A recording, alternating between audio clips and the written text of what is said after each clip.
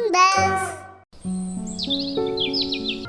અરે કોઈ વાત નહીં રેણુ, હું હમણાં જ ચાલી જઈશ અને દાના લઈ આવીશ. તું ચિંતા ન કર.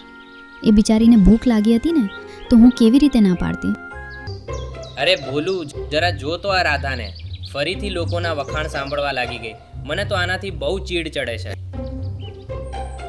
સાચું કહ્યું કોલા, મારાથી તો આની ડ્રામેબાજી બિલકુલ સહન નથી થતી. જ્યારે જુઓ ત્યારે સારા બનવાનું નાટક કરતી રહે છે.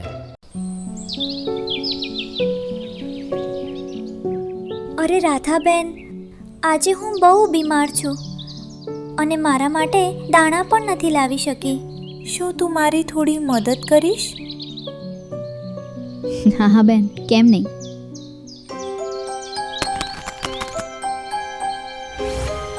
હમણાં થોડી વાર પહેલાં જ ખેતરેથી મીઠા મીઠા દાણા લઈને આવી છું. આ લે, થોડા તું પણ લઈ લે. રાધા ચકલી પોતાના ભાગનું અડધાથી વધારે અનાજ મીનાને આપી દે છે.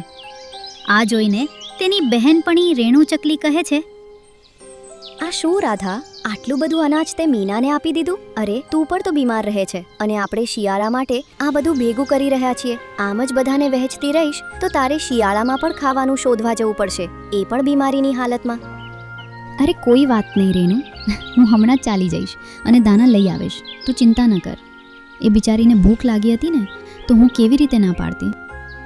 તું તો બધાની મદદ કરે છે રાધા, પણ બીજા એટલા સારા નથી હોતા. જોજે, જ્યારે તને જરૂર પડશે ત્યારે આમાંથી કોઈ તારી મદદ કરવા નહીં આવે. કોઈ વાત નહીં રેણુ, મારાથી કોઈનું દુઃખ જોવાતું નથી અને હું એમને ના નથી પાડી શકતી. અને જો હું નેક કામ કરી રહી છું તો ભગવાન મારી મદદ તો કરશે જ. હવે ચાલ, હું જઉં છું. રાત પડતા પહેલાં દાના લાવવાના છે. રાધા ઉડી જાય છે. લગભગ બધા લોકો રાધા ચકલીને તેના સ્વભાવના કારણે ખૂબ પસંદ કરતા હતા, પણ તેમ છતાં કેટલાક કાગડાઓ હતા જે રાધાથી નફરત કરતા હતા. અરે ભોલું, જરા જો તો આ રાધાને. ફરીથી લોકોના વખાણ સાંભળવા લાગી ગઈ. મને તો આનાથી બહુ ચીડ ચડે છે. સાચું કહ્યું કોલા, મારાથી તો આની ડ્રામેબાજી બિલકુલ સહન નથી થતી. જ્યારે જુઓ ત્યારે સારા બનવાનું નાટક કરતી રહે છે. સાચું કહ્યું. અને આના લીધે કેટલી વાર આપણે ફસાયા છીએ.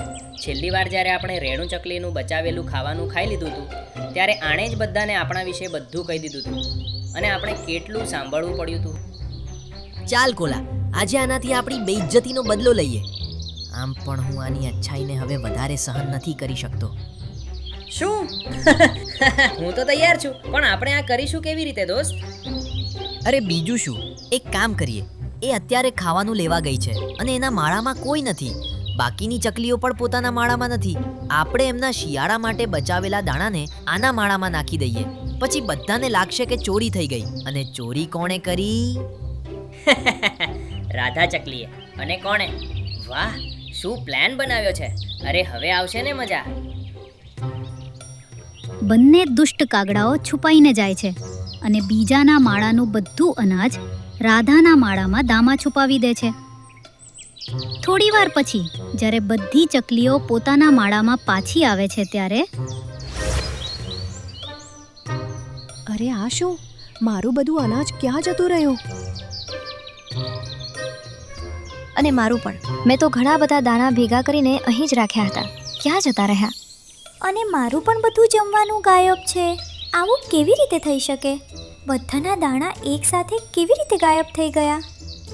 બધી ચકલીઓ પરેશાન થઈ રહી હતી અને ત્યારે જ ત્યાં રાધા ચકલી પણ આવી જાય છે. અરે શું થયું? તમે બધા આટલા પરેશાન કેમ લાગી રહ્યા છો? કહો ચકલી બહેનો, શું થયું? રાધા, આપણે બધાએ ભેગું કરેલું અનાજ ચોરી થઈ ગયું છે અને અમે બધા બહુ પરેશાન છીએ. શું? ભલા આવું કેવી રીતે થઈ શકે? અરે આપણા જંગલમાં બધા કેટલા પ્રેમથી રહે છે. અહીં ભલા કોણ ચોરી કરી શકે? હવે ચોરી તો થઈ છે ને રાધા, અને મને લાગે છે કે આપણે બધાના માળાઓની તલાશી લેવી જોઈએ. શું? પણ આપણામાંથી ભલા કોઈ ચોરી શું કામ કરશે બેન? આપણે એકબીજા પર શંકા ન કરવી જોઈએ. આવું ન કરો. અરે કેમ નહીં? આ આપણી મહેનતથી ભેગા કરેલા ભોજનનો સવાલ છે. આને એમ જ તો ન જવા દેવાય ને. અને તું આટલી ના કેમ પાડી રહી છે? ક્યાંક આ બધું તારા માળામાં જ તો નથી ને? શું? ભલા હું આવું શું કામ કરીશ બેન? તમારે તલાશી લેવી હોય તો લઈ લો. હું તો એટલે કહી રહી હતી કે આપણે બધા એક પરિવાર છીએ અને પરિવારે અંદરો અંદર કોઈના પર શંકા ન કરવી જોઈએ. બાકી તમારી મરજી. ઠીક છે રાધા, બધાની તસલ્લી માટે એકવાર તલાશી લઈ જ લઈએ. કદાચ આનાથી ચોરની પણ ખબર પડી જશે. ચાલો, અને સૌથી પહેલાં મારા જ માળાથી શરૂ કરો. રાધાએ ચોરી તો કરી નહોતી, તેથી તે બધાને પોતાના માળા પર લઈ જાય છે. પરંતુ જ્યારે બધા રાધાના માળામાં જઈને જુએ છે તો બધાનું અનાજ ત્યાં જ મળે છે. આ કેવી રીતે થઈ શકે? આ મેં નથી કર્યું. રાધા, અનાજ તારા માળામાંથી મળ્યું છે. આનો તો ફક્ત એક જ મતલબ છે. નહીં મીનાબેન, મારા પર શંકા ન કરો. મેં કંઈ નથી કર્યું. જો કંઈ નથી કર્યું તો બધું અનાજ તારી પાસે કેવી રીતે? અમને તારી પાસેથી આ આશા નહોતી રાધા, તો તું અત્યાર સુધી બસ સારા બનવાનું નાટક કરતી હતી. હું સાચું કહું છું, મેં કંઈ નથી કર્યું. હજુ પણ જૂઠું બોલી રહી છે? કમાલ છે હો તું.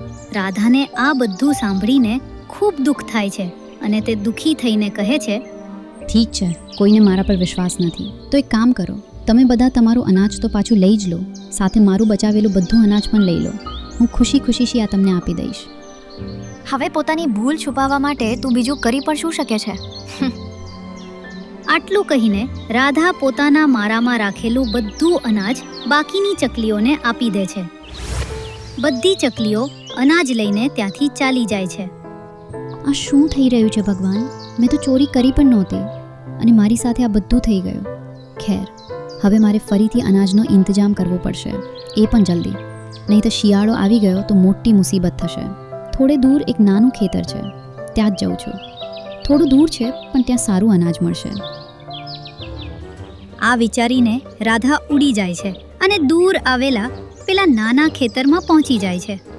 તે એક નાનું પાંદડું લે છે અને તેમાં દાણા ભેગા કરીને માળામાં લઈ આવે છે. આમ જ સાંજ પડતા પહેલાં 2-3 વાર જઉં છું અને દાણા લઈ આવું છું. બસ તબિયત બિલકુલ સારી નથી લાગી રહી. ઉપરવાળો મારો સાથ આપે અને હું ઠીક કામ કરી શકું. ત્યાં જ બીજા ઝાડ પર બેઠેલા બંને દુષ્ટ કાગડાઓ આ બધું દ્રશ્ય જોઈ રહ્યા હતા અને રાધાની બધી વાત પણ સાંભળી લે છે. તેઓ એકબીજાને કહે છે, અરે કોલા, આ રાધા હવે ક્યાંથી અનાજ લાવી રહી છે? આસપાસની બધી જગ્યાએથી તો બાકીની ચકલીઓ પહેલા જ અનાજ લાવી ચૂકી ગઈ છે. આ તો હજુ પણ રોકાઈ નથી અને જ્યાં સુધી આ રોકાશે નહીં ત્યાં સુધી મને ચેન નહીં પડે. અરે બોલું, એ તો આપણે એનો પીછો કરીશું ત્યારે જ ખબર પડશે. ચાલ જઈને જોઈએ અને એનું બીજું કામ પણ બગાડીએ. હવે રાધાની પાછળ બંને દુષ્ટ કાગડાઓ પણ ઉપડે છે. ઘણો દૂર ઉડતા ઉડતા તેઓ ખેતરે પહોંચી જાય છે.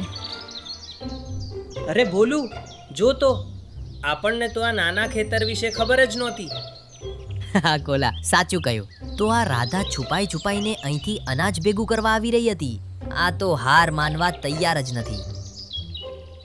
ચાલ બોલું, એક કામ કરીએ, આપણા બધા મિત્રોને લઈ આવીએ અને અહીં પડેલું બધું અનાજ એના પહેલા આપણે જ પૂરું કરી નાખીએ. શું મસ્ત વાત કહી કોલા. ચાલ જલ્દીથી બધાને બોલાવીએ. બિચારી નાનકડી રાધા ધીરે ધીરે અનાજ વીણીને પાંદડા પર મૂકી રહી હતી, પણ જેવું ત્યાં મોટા મોટા કાગડાઓનું ટોળું આવે છે અને તેઓ બધું અનાજ ખાવા લાગે છે. તો આ શું? આ બધા ક્યાંથી આવી ગયા? કેમ રાધા, આ ખેતર પર ફક્ત તારો જ હક છે કે શું? અમે પણ અહીં અમારી ભૂખ મટાડવા આવ્યા છીએ. ચાલો દોસ્તો. અરે આવું ન કરો. મારું બધું અનાજ મારાથી છીનવાઈ ગયું છે. હવે મને અહીંથી થોડા દાણા લઈ જવા દો. બીજે ક્યાંક જા, અહીં તારા માટે કંઈ નથી. બધા કાગડાઓ જલ્દી અનાજ ખાવા લાગે છે, પરંતુ ત્યારે જ અચાનક જોરથી વીજળી થાય છે અને ઘનઘોર વાદળો છવાઈ જાય છે. અરે આ શું? લાગે છે વરસાદ તોફાન આવવાનું છે. કોઈ ઝાડના ઓથે છુપાઈ જાઉં છું. રાધા તો નાની હતી, તે જલ્દીથી ઝાડના ઓથે છુપાઈ જાય છે. પરંતુ કોલા અને ભોલું તો બદલાની આગમાં એટલા મગ્ન હતા કે તેઓ હવામાન પર ધ્યાન જ નથી આપતા. તેમના બાકીના બધા મિત્રો વાતાવરણ જોઈને ઉડી જાય છે અને તેઓ ખેતરમાં પડેલું અનાજ ખાવામાં વ્યસ્ત રહે છે. અચાનક જોરદાર વરસાદ શરૂ થઈ જાય છે. આ શું બોલું? આટલો ભયંકર વરસાદ! અરે હવે શું કરીએ? ક્યાં જઈએ? ક્યાં છુપાઈએ? આ તેજ વરસાદ અને તોફાનમાં તો ઉડવું પણ મુશ્કેલ છે કોલા. હવે તો અહીં ખૂણામાં જ બેસવું પડશે. ઉડીને જઈશું પણ ક્યાં? ક્યાંક વીજળી થઈ અને આપણા પર પડી ગઈ તો? કેટલી ઠંડી છે, કેટલો જોરદાર વરસાદ છે. મારાથી તો સહન જ નથી થતું. તમારા બંનેના ચક્કરમાં અહીં આટલે દૂર નકામો આવ્યો. હવે પલળી રહ્યો છું. બીજું તો શું, ઠંડીથી તો મારો જીવ નીકળી રહ્યો છે. બિચારા કાગડાઓ વરસાદમાં પરેશાન થઈ જાય છે. સતત 3 કલાક સુધી વરસાદ પડે છે અને બંને કાગડાઓ ખરાબ રીતે વરસાદમાં ભીંજાઈ જાય છે. જ્યારે નાનકડી રાધા ભોલું અને કોલાને આમ ધ્રુજતા જુએ છે તો કહે છે, અરે કોલાભાઈ, ભોલુભાઈ, તમને બંનેને તો ખરાબ રીતે શરદી થઈ ગઈ છે અને તમારા મિત્રો પણ વરસાદમાં ભીંજાઈ ગયા. હા, સાચું કહ્યું. પણ તારે શું? શું તું અમારી મજાક ઉડાવવા અહીં આવી છે? ના, એવું નથી. તમે એક કામ કરો, મારી સાથે મારા માળામાં ચાલો. પેલા ઝાડની નીચે અમુક ખાસ જડીબુટ્ટીઓ લાગેલી છે જેનાથી શરદી મટી જાય છે. ત્યાં તમે એ જડીબુટ્ટીઓ ખાઈ લેજો અને સાથે મારા માળામાં જે અનાજ પડ્યું છે એ પણ ખાઈ લેજો. એનાથી તમને સારું લાગશે. રાધાની વાત સાંભળીને તો બંને દુષ્ટ કાગડાઓ ભાવુક થઈ જાય છે. શું સાચે જ તું અમારી મદદ કરીશ રાધા? જ્યારે કે અમે તો હંમેશા તને હેરાન જ કરી છે. હા, કેમ? હું તમારી મદદ કેમ ન કરી શકું ભોલાભાઈ? આપણે મુસીબતમાં ફસાયેલા દરેકની મદદ તો કરવી જ જોઈએ. તું નથી જાણતી રાધા, પણ અમે જ બીજી ચકલીઓના માળામાંથી અનાજ ચોરી કરીને તારા માળામાં મૂક્યું હતું. અને અહીં પણ અમે અમારા દોસ્તો સાથે એટલે આવ્યા હતા કે બધું અનાજ અમે ખાઈ જઈએ અને તને કંઈ ન મળે. અને આટલું બધું કર્યા પછી પણ તું અમારી મદદ કરવા માંગે છે? કોલાની વાત સાંભળીને રાધા થોડી ચોંકી જાય છે, પણ પછી તે કંઈક વિચારીને કહે છે, તમે જે કર્યું તે તમારો સ્વભાવ હતો અને મદદ કરવી મારો સ્વભાવ છે. હું તમને અહીં આ હાલતમાં છોડીને નથી જઈ શકતી, એટલે તમે બંને મારી સાથે ચાલો. શું સાચે જ રાધા? રાધાની વાત સાંભળીને બંને દુષ્ટ કાગડાઓને પોતાની ભૂલનો અહેસાસ થાય છે. તેઓ રાધાની સાથે જાય છે અને પછી બાકીની બધી ચકલીઓને પણ ચોરી પાછળનું સત્ય જણાવી દે છે. બધી ચકલીઓ રાધાની માફી માંગે છે અને પછી શિયાળાનું જમવાનું ભેગું કરવામાં એકબીજાની મદદ કરે છે. આ રીતે રાધાનું દયાળુ હોવું વ્યર્થ નથી જતું અને દુષ્ટ કાગડાઓને પણ તેમના કર્યાની સજા મળી જાય છે.